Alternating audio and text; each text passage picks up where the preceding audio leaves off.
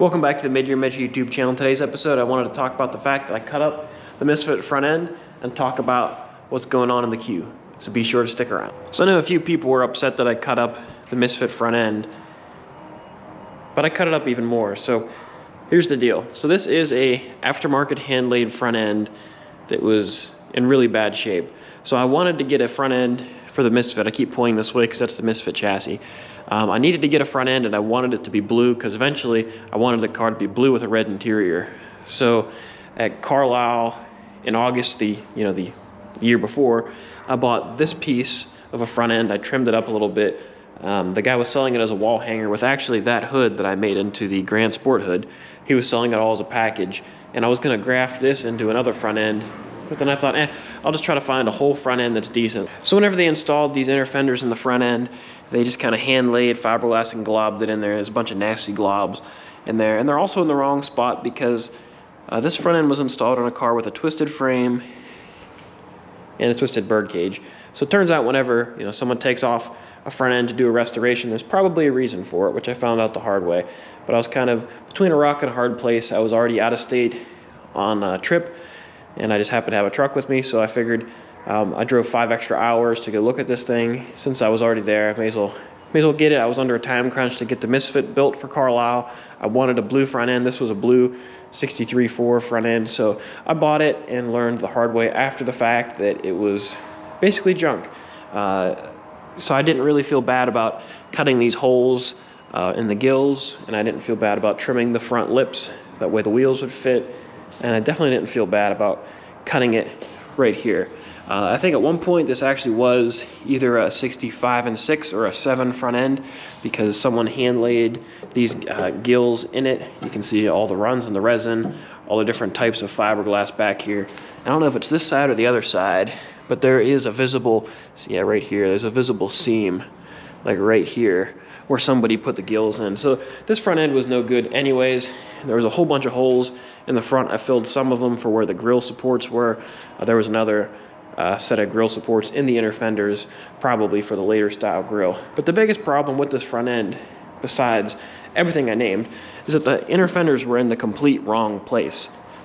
So the inner fender on the driver's side was so far off that the core support was floating in free air. So what I had to do is make this little plate that sat on the frame and cantilevered over the frame, so that way I could have a hole to bolt the front end so it would hold it on the car. So that's how bad this front end was. I didn't feel bad cutting it up. You may think that, why'd you cut up the inner fenders to make that wall hanger?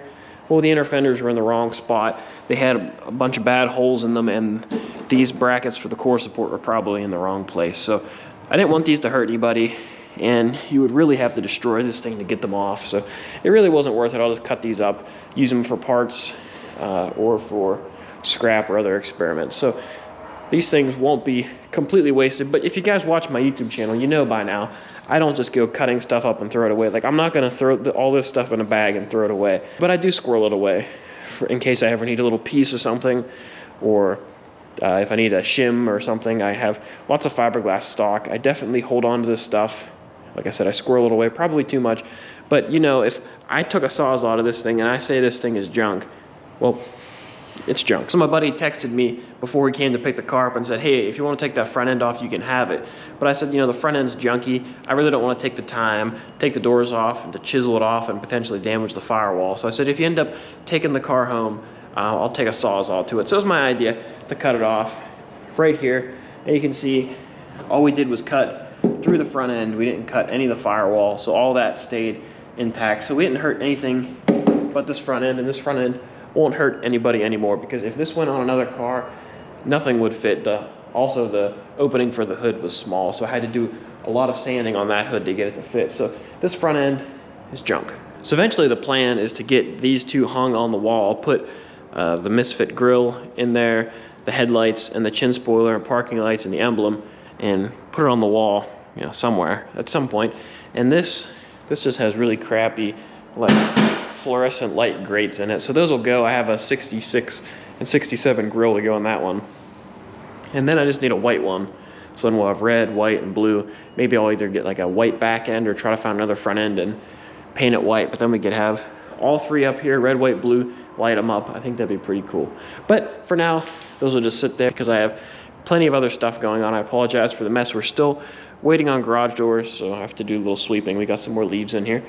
But I've been working on the field car, tearing apart some fiberglass, which you'll see in Friday's video. There's just another pile.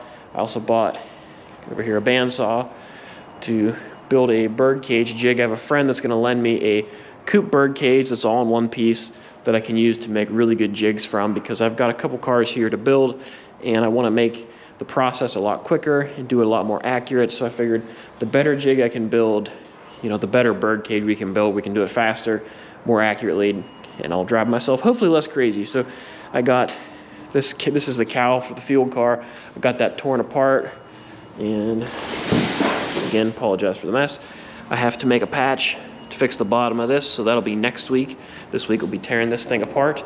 I took this guy apart. You can see this one's very twisted, but it's a really great template to use to fix this guy, because other than that hole there, everything's straight on this.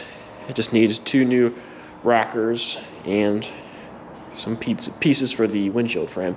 So I'm going to work on fixing this, and then I'm going to work on taking out all these bonding strips and starting to take all these pieces apart. And eventually what I would like to do, I don't know how possible it'll be, because I've made patch panels for this stuff. I think it'd be really cool if I could start reproducing in small quantities some of these pieces for the coupe bird cage that are coupe specific. A lot of times these cars are cut here, so I think it'd be cool if I could reproduce the piece that goes in here, maybe try to make this corner piece, that top part that rolls over, and these corners. The only problem is there's an inner, outer, you know, outer, inner, whatever, however you want to say it. There's 2 pieces for each of these, and there's left and right. So that's a lot of pieces to reproduce. So I'll see what happens, because I have to make pieces for that side. So I figured if I can make them once, I could probably reproduce them. So I'm going to try to make tooling to do that and figure out the best process to do that, make jigs and everything. So that's kind of what I've been scheming on over here, just thinking about how I can do this the best. And over here is the Misfit chassis. Right now he's just storing some parts. That's an extra front end that came with this car. It's just sitting there, and there's that 67 cowl and 67 rear clip. I have a floor pan there. So everything's just hanging out here waiting. So the split window's on deck right now. So right before I made the cuts, I told my buddy that I'm gonna film it just to get everybody's reaction. So I was kind of probing for that effect. I figured that some people would get triggered by watching me take a Sawzall to it. That was just all part of the fun.